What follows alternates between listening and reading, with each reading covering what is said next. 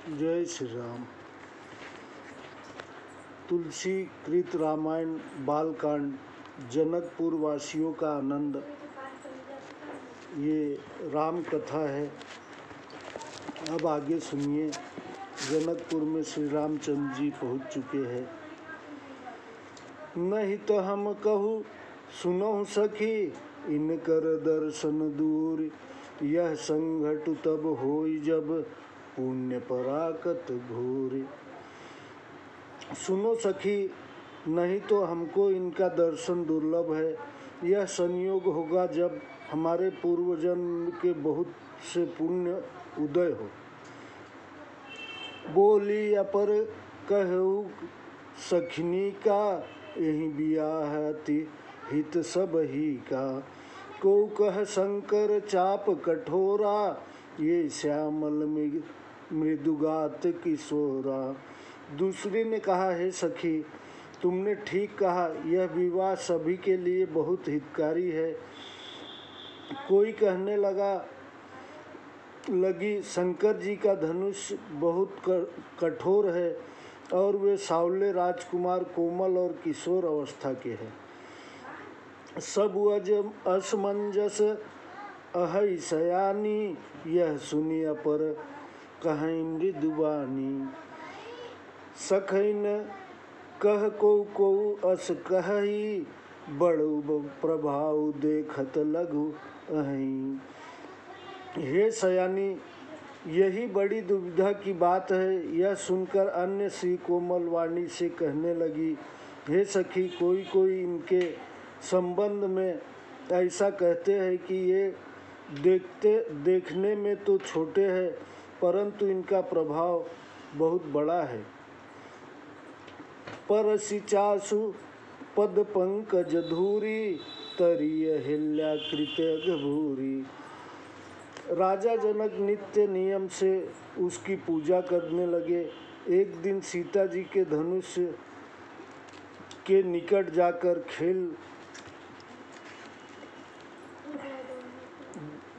राजा जनक जी की प्रतिज्ञा का कथा आपको सुनाता हूँ। एक समय राजा जनक जी ने शिव जी का बड़ा तप किया। तब शिव जी ने प्रसन्न होकर उनसे कहा कि वर मांगो। तब जनक जी बोले, हे स्वामी, जिन ईश्वर को वेद नीति कहकर बखान करते हैं, उन्हीं को मैं प्रत्यक्ष देखूं, यही वर दीजिए। यह सुनकर शिव जी ने उनको एक धनुष दिया और कहा कि नित्य प्रति इसकी पूजा करना, तो तुमको भगवान वहीं आकर मिलेंगे। राजा जनक जी ने नित्य नियम से उसकी पूजा करने लगे। एक दिन सीता जी ने धनुष के निकट जाकर खेल से ही वह धनुष उठा लिया। यह देख जनक जी ने बड़ा आश्चर्य माना और उसी क्षण प्रण किया कि जो इस धनुष को तोड़ेगा वही मेरी कन्या से वर पाएगा, कन्या को पावेगा। सो करी है बिनु शिव धनु तोरे, परसी चासुक पद पंकज धूरी, तरीय हिल्या कृत अधूरी। सो करी है बिनु शिव धनु तोरे, यह प्रतीत परि है न भोरे। जिनके चरणों की रज छूकर और घोर पाप करने वाली अहिल्या तर गई, वह क्या धनुष तोड़े बिना रहेंगे? ऐसा विश्वास भूल करके भी नहीं छोड़ना। जेहि बिरंचि रचि सिए सवारी, तेहि श्यामल बरु रचौ बिचारी। तासु वचन सुनि सब हरसानी, ऐसे कोई कहीं मृदुबानी। जिस ब्रह्मा ने सीता जी को सवार कर बनाया है, उसी ने विचार कर यह श्याम सुंदर सुलभ दुल्हा भी रचा है। यह वचन सुनकर सब स्त्रियां प्रसन्न हुई और मीठी वाणी से कहने लगी कि ऐसा ही होगा। हिये हर सही बर सही सुमन, सुमखी भी सुलोचन वृंद। जाहि जहाँ जह बंधु दो, तह तह परमानंद। सुमुख सुनैनी स्त्रियों के झुंड मन में प्रसन्न हो फूल बरसाते हैं। जहाँ जहाँ दोनों भाई जाते हैं वहाँ वहाँ परम आनंद छा जाता है। पूरब दिशि गे गे दो भाई, जह धनुमुख हित भूमि बनाई। अति विस्तार चारु गच ढारी, बिमक वेदिका रुचिर सवारी। फिर दोनों भाई जनकपुर के पूर्व और की ओर गए, जहाँ धनुष यज्ञ का स्थान बना हुआ था। उसके बीच में बहुत लंबा चौड़ा सुंदर ढालू आंगन बना था, जिस पर सुंदर स्वच्छ वेदी सजाई गई थी। चहुदिशि कंचन मंज विशाला, रचे जहाँ बैठे महिपाला। तेहि पाछे समीप चहुपासा, अपर मंच मंडली विलासा। चारों ओर सोने के सिंहासन राजाओं के बैठने के लिए बने थे। उनके पीछे पास ही चारों ओर दूसरे मंच मंडलाकार बने थे। कछुक ऊंच सब भांति सुहाई, बैठे नगर लोग जह जाई। तिनके निकट विशाल सुहाए, धवल धाम बहुबरन बनाए। वह कुछ ऊंचे सब प्रकार से सुंदर थे। जहाँ नगरवासी बैठेंगे उन्हीं के पास बड़े विशाल सुहावने शुद्ध स्थान रंग बिरंगे बने थे। जह बैठे देखहि सब नारी, जथा जोग निज कुल अनुहारी। पुर बालक कही कही मृदु बचना, सादर प्रभु दिखावहि रचना। जहाँ स्त्रियाँ अपने अपने कुल के अनुसार यथा योग्य बैठकर देखेंगी, नगर के बालक मधुर वचन बोलकर आदर सहित प्रभु को रंग भूमि की रचना दिखा रहे थे। सब शिशु ही मिस प्रेम बस, परसि मनोहर गात। तन पुल कही अति रुचि अति हरस हुई, देखी देखी दो भ्रात। सब बालक इसी बहाने से प्रेम के वश होकर श्री रामचंद्र जी के मनोहर शरीर को छूते थे और दोनों भाइयों को देखकर मन में प्रसन्न होकर रोमांचित हो जाते थे। शिशु सब राम प्रेम बस जाने, प्रीति समेत निकेत बखाने। निज निज रुचि सब ले ही बुलाई, सहित स्नेह जाहि दो भाई। जब सब बालकों को राम जी के प्रेम के बस में जाना तो प्रेम पूर्वक यज्ञ भूमि के स्थानों की प्रशंसा की। अपनी अपनी रुचि के अनुसार सब बुला लेते हैं तो स्नेह पूर्वक दोनों भाई उनके पास चले जाते हैं। राम दिखाओ वहीं अनुज ही रचना, कही मृदु मधुर मनोहर बचना। लव निमेष महु भुवन निकाया, रचई जासु असु अनुशासन माया। रामचंद्र जी लक्ष्मण जी को रंग भूमि की रचना कोमल मीठे और मनोहर वचन कहकर दिखाते हैं, जिनकी आज्ञा से माया पल मात्र में अनेक ब्रह्मांडों को रच देती है। भगति हेतु सोई दीन दयाला, चितवत चकित धनुष बखमाला मखसाला। कौतुक देख चले गुरु पाही, जानी विलंबु त्रास मन माही। भक्तों के लिए वही दीन दयालु भगवान धनुष यज्ञशाला को चकित होकर देखते हैं। सब रचना देखकर विलंब हुआ जानकर मन में डरते हुए गुरु के पास चले। जासु त्रास डर कहु डर होई, भजन प्रभाव दिखावत सोई। कही बातें मृदु मधुर सुहाई, किए बिना बांध बालक बरियाई। जिन प्रभु के भय से डर को भी डर लगता है, वही भगवान भजन का प्रभाव दिखाते हैं। उन्होंने कोमल मधुर और सुहावनी बातें कहकर जबरदस्ती सब बालकों को विदा किया। सभय सप्रेम विनीत अति सकुच सहित दो भाई गुरु पद पंकज नाय सिर बैठे आय सुपाय। फिर भय विनय प्रेम और संकोच के साथ दोनों भाई गुरु के चरणा बिंदु में प्रणाम कर उनकी आज्ञा पाकर बैठ गए। निशि प्रवेश मुनि आयुष दीना सबहि संध्या वंदन कीना। कहत कथा इतिहास पुरानी रुचिर रजनी जुग जाम सिरानी। तब रात्रि का प्रवेश जान मुनि ने आज्ञा दी। तब सबने संध्या वंदना किया। फिर मुनि की को पुरानी कथा और इतिहास कहते हुए सुंदर रात्रि दोपहर बीत गई। मुनिवर शयन कीन तब जाई लगे चरण चापन दो भाई। जिनके चरण सरोरुह लागी करत विविध जप जोग विरागी। तब श्रेष्ठ मुनि जाकर सोए। दोनों भाई पाँव दबाने लगे। जिनके चरणा बिंदु के लिए वैराग्यवान पुरुष भी अनेक प्रकार का जप और योग करते हैं, ते दो बंधु प्रेम जन जीते गुरुपद कमल पलोटत प्रीते। बारे बारे पुनि आज्ञा दीनी रघुबर जाई शयन सब कीनी। वे ही दोनों भाई मानो प्रेम से जीते हुए प्रेम पूर्वक गुरु के चरण कमल दबा रहे हैं। मुनि ने बार बार आज्ञा दी। तब श्री राम जी जाकर शयन किया।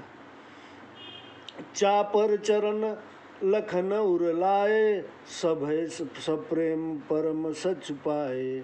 पुनि पुनि प्रभु कह सो ताता पौढ़े उर धरि उर पद जल जाता।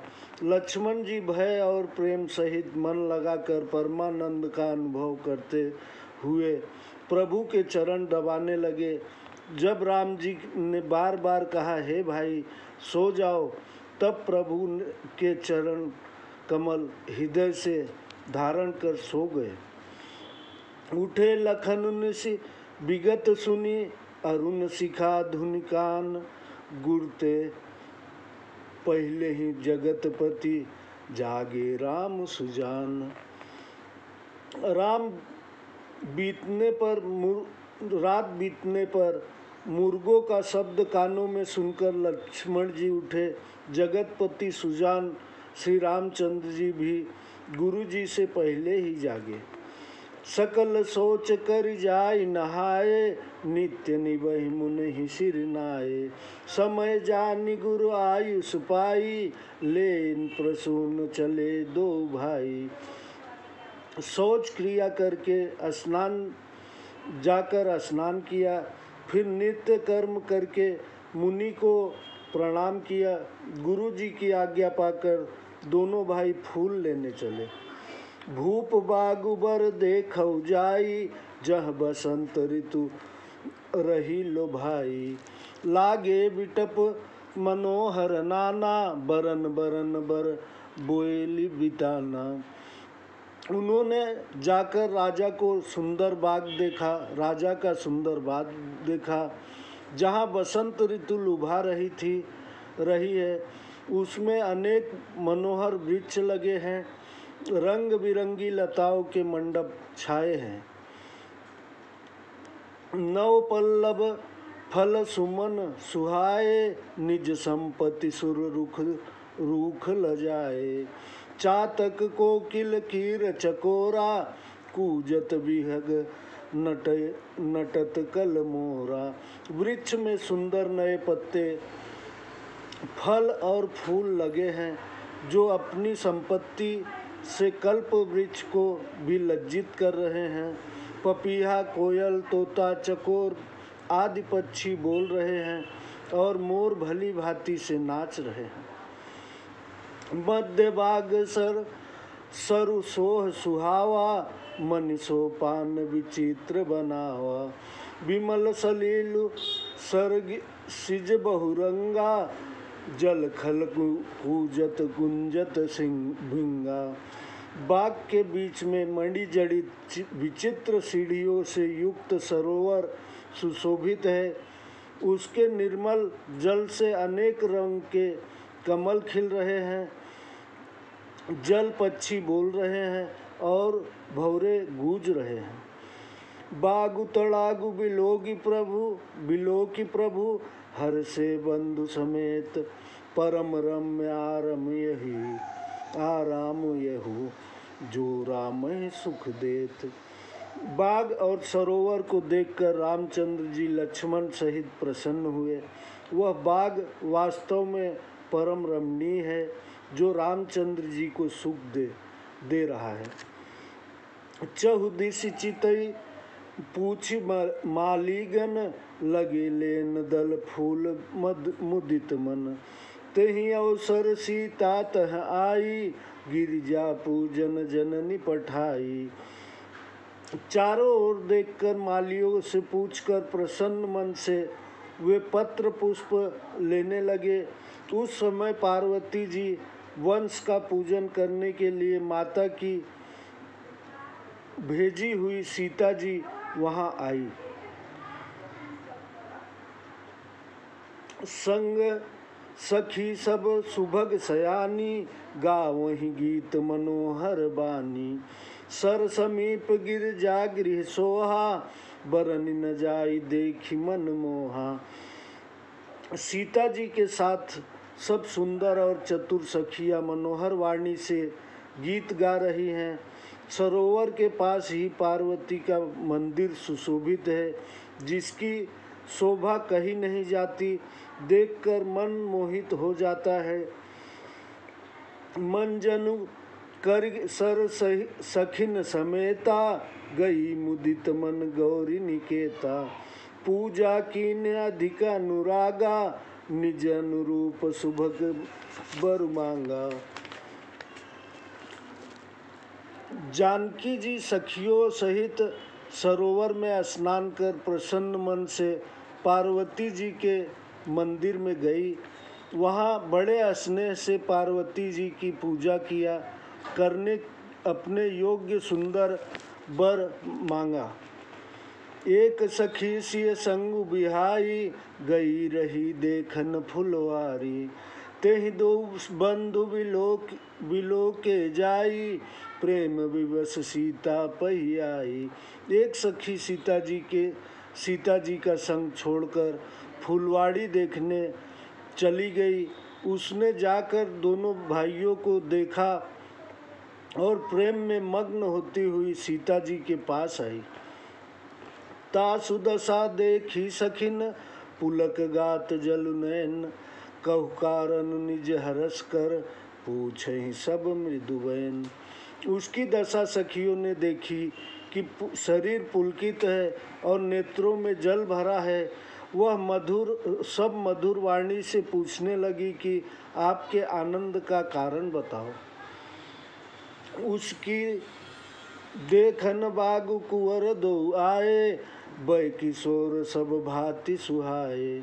श्याम गौर किमि कहु बखानी, गिरा अनयन नयन बिनु बानी। सखी ने कहा, दो राजकुमार बाग देखने आए हैं। वे किशोर अवस्था के हैं, सब प्रकार से सुंदर हैं, श्याम गौर वर्ण है।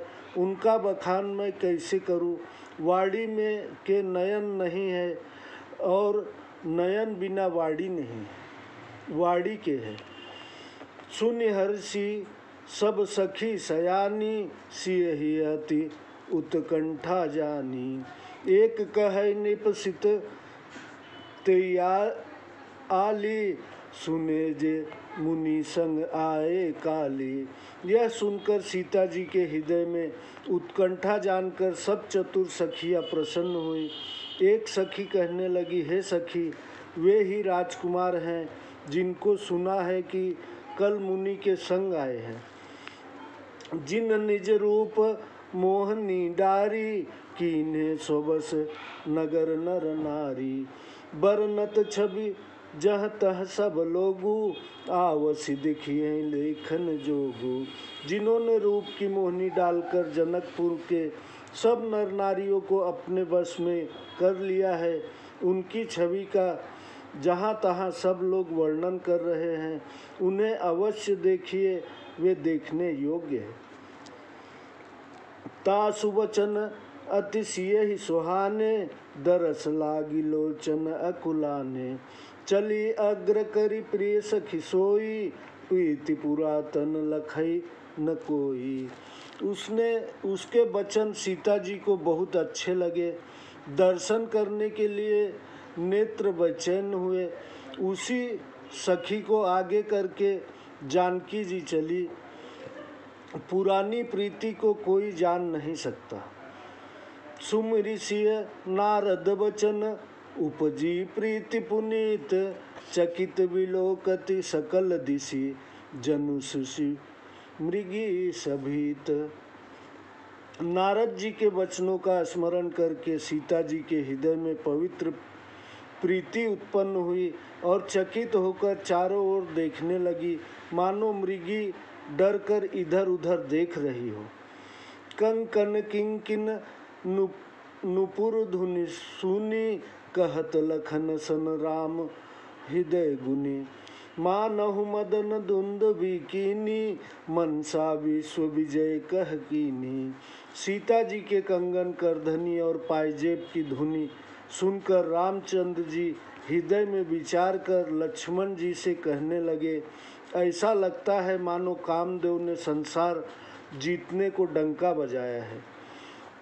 अस कही फिर चितए तहियोरा, सिय सम सुख शशि भय नयन चकोरा। भय विलोचन चारु अचंचल, मनहु सकुच निमित जे दिगंजल।